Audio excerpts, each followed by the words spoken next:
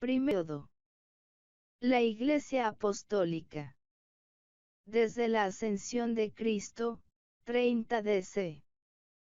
Hasta la muerte de Juan, 100 DC. Capítulo 2. La Iglesia Pentecostal. Desde la ascensión de Cristo, 30 DC. Hasta la predicación de Esteban, 35 DC. La Iglesia cristiana en toda época, ya sea pasada, presente o futura, ha consistido y consiste en todos los que creen en Jesús de Nazaret como el Hijo de Dios, que le aceptan como Salvador personal de su pecado y que le obedecen como a Cristo, el príncipe del reino de Dios sobre la tierra. La Iglesia de Cristo comenzó su historia como un movimiento mundial el día de Pentecostés, a fines de la primavera del año 30 DC. 50 días después de la resurrección de nuestro Señor y 10 días después de su ascensión.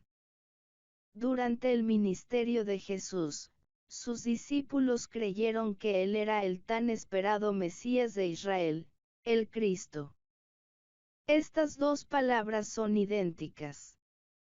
Mesías, palabra hebrea, y Cristo, palabra griega.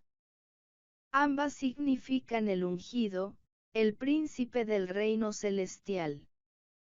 Sin embargo, aunque Jesús aceptó este título de sus seguidores inmediatos, les prohibió que proclamasen esta verdad al pueblo en general hasta que resucitase de entre los muertos. Durante los 40 días que siguieron a su resurrección les mandó, antes de que comenzaran a predicar su evangelio, que esperasen el bautismo del Espíritu Santo. Después de recibirlo serían sus testigos por todo el mundo. En la mañana del día de Pentecostés, mientras los seguidores de Jesús, 120 en número, estaban congregados orando, el Espíritu Santo vino sobre ellos de una manera maravillosa. Tan vívida fue la manifestación, que vieron descender lenguas de fuego de lo alto que se asentaron sobre la cabeza de cada uno de los presentes. El efecto de este hecho fue triple.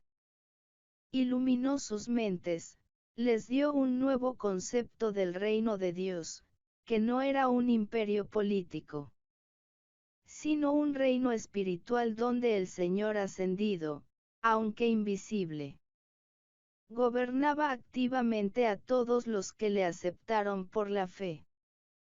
Y les dio poder al impartir a cada miembro un fervor de espíritu y un poder de expresión. De modo que su testimonio era convincente para quienes lo escuchaban. Desde aquel día, este Espíritu Divino ha morado en la Iglesia como una presencia permanente. No en su organización ni maquinaria, sino como posesión de cada verdadero creyente conforme a la fe y consagración de cada uno. Desde el día en que se derramó el Espíritu Santo, el natalicio de la Iglesia cristiana, a la confraternidad de los primeros años se le ha llamado la Iglesia Pentecostal. La Iglesia empezó en la ciudad de Jerusalén y es evidente que se limitó a aquella ciudad y a sus alrededores, durante los primeros años de su historia. Por todo el país, y sobre todo en la provincia septentrional de Galilea, había grupos de personas que creían en Jesús como el Mesías Rey. Sin embargo, no nos ha llegado ninguna constancia de su organización ni reconocimiento como ramas de la Iglesia. Las sedes generales de la Iglesia en esa época primitiva, eran el aposento alto en el monte de Sión y el pórtico de Salomón, en el templo. Todos los miembros de la Iglesia Pentecostal eran judíos y hasta donde podemos percibir. Ninguno de los miembros ni aun los de la Compañía Apostólica, soñaban al principio que los gentiles podrían admitirse como miembros. Quizá imaginaron que el mundo gentil algún día se convirtiera en judío y después aceptara a Jesús como el Cristo. Los judíos de esa época, eran de 3 clases y todas estaban representadas en la Iglesia de Jerusalén.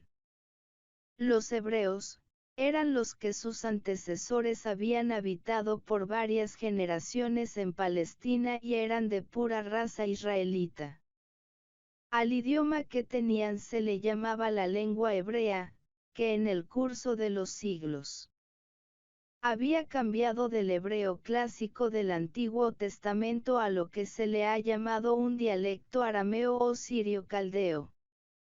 Las escrituras se leían en las sinagogas en el hebreo antiguo, pero un intérprete las traducía, frase por frase, en el lenguaje popular.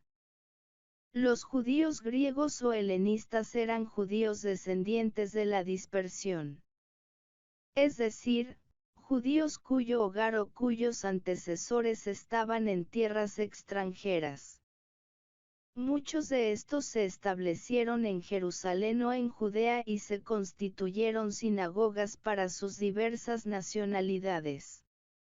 Después que Alejandro Magno conquistó el Oriente, el idioma griego se convirtió en la lengua principal de todos los países al este del mar Adriático y hasta cierto punto aún en Roma y por toda Italia. Debido a esto, a los judíos de ascendencia extranjera se les llamaban griegos o helenistas. Puesto que la palabra heleno significa griego. Los helenistas, como pueblo, especialmente fuera de Palestina, eran la rama de la raza judía más numerosa, rica, inteligente y liberal. Los prosélitos eran personas de sangre extranjera que después de renunciar al paganismo, abrazaban la ley judaica y entraban en la iglesia judía recibiendo el rito de la circuncisión. Aunque eran una minoría entre los judíos, se hallaban en muchas de las sinagogas por todas las ciudades del Imperio Romano y gozaban de todos los privilegios de los judíos. Los prosélitos deben distinguirse de los devotos o temerosos de Dios, que eran gentiles que dejaron de adorar ídolos y asistían a la sinagoga. Sin embargo, no se circuncidaban, ni se proponían observar los minuciosos requisitos de las reglas judaicas. Por tanto, no se contaban entre los judíos aunque estos se mostraban amigables con ellos. Una lectura de los primeros 6 capítulos del libro de los Hechos demostrará que durante este periodo primitivo el apóstol Simón Pedro era el líder de la iglesia. En cada ocasión sale al frente como el proyectista, el predicador, el obrador de milagros y el defensor de la naciente iglesia. Esto no se debía a que Pedro fuera papa o gobernante divinamente nombrado, sino que era el resultado de su prontitud en decidir, su facilidad de expresión y su espíritu de líder. Aliado del práctico Pedro vemos al contemplativo y espiritual Juan, que rara vez habla, pero que los creyentes lo tenían en gran estima. A una iglesia relativamente pequeña en número, donde todos eran de una ciudad, de una raza, obedientes por completo a la voluntad de su Señor ascendido y en comunión con el Espíritu de Dios, no le hacía falta mucho gobierno. Los 12 apóstoles administraban este gobierno y actuaban como un cuerpo, siendo Pedro su portavoz. Una frase en Hechos 5:13 da a entender el respeto que tanto creyentes como el pueblo tenían a los apóstoles. Al principio, La teología o creencia de la Iglesia era simple. La doctrina sistemática la desarrolló Pablo más tarde. Sin embargo, podemos ver en los discursos de Pedro tres doctrinas que resaltan de un modo prominente y que se consideran esenciales. La primera y la mayor era el carácter mesiánico de Jesús. Es decir, que Jesús de Nazaret era el Mesías, el Cristo que por largo tiempo esperó Israel, que reinaba ahora en el reino invisible en los cielos, a quien cada miembro de la Iglesia debía demostrar lealtad personal, reverencia y obediencia. Otra doctrina esencial era la resurrección de Jesús. En otras palabras, que Jesús había sido crucificado, había resucitado de los muertos y ahora vivía, como la cabeza de su Iglesia, para no morir jamás. La tercera de estas doctrinas cardinales era la segunda venida de Jesús.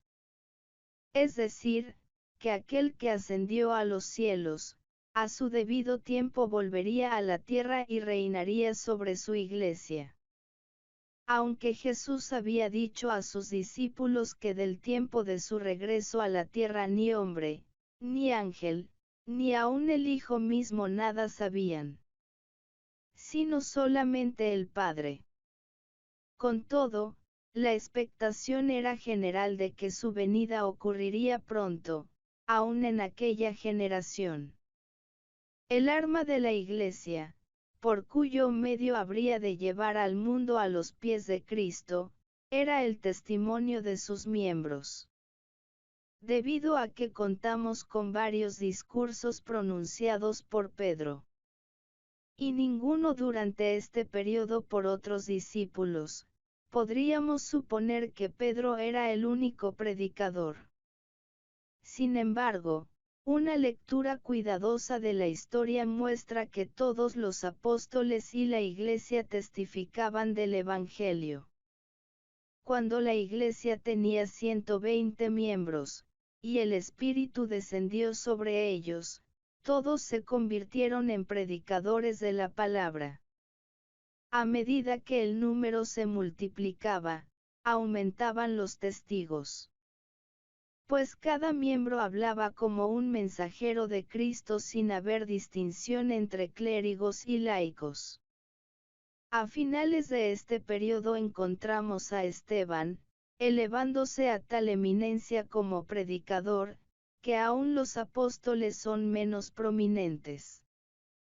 Este testimonio universal influyó con poder en el rápido crecimiento de la Iglesia. Al principio de este grandioso esfuerzo, este puñado de gente sencilla necesitaba ayuda sobrenatural.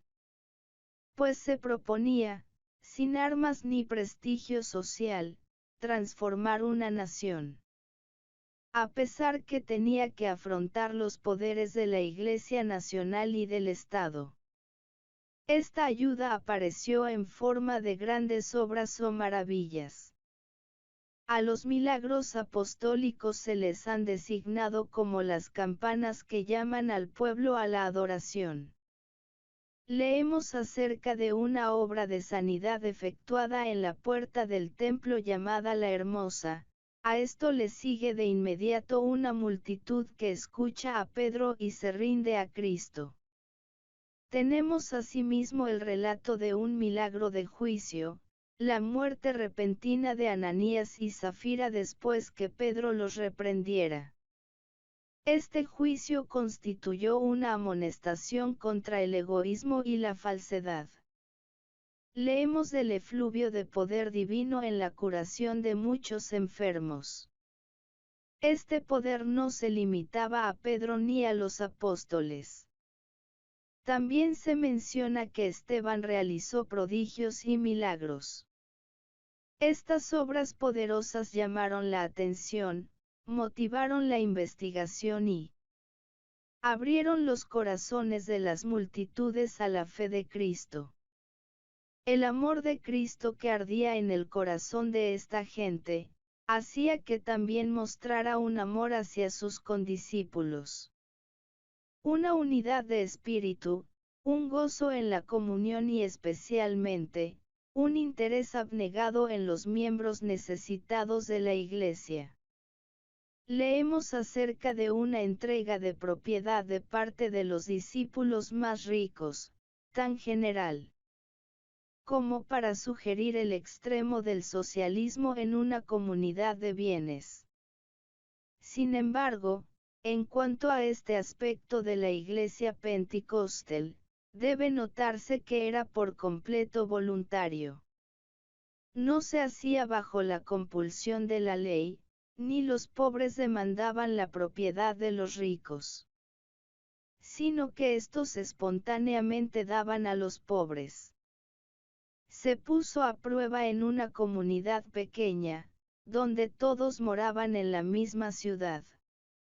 En un conglomerado altamente selecto, todos llenos del Espíritu Santo, aspiraban en su carácter a reproducir los principios del Sermón del Monte.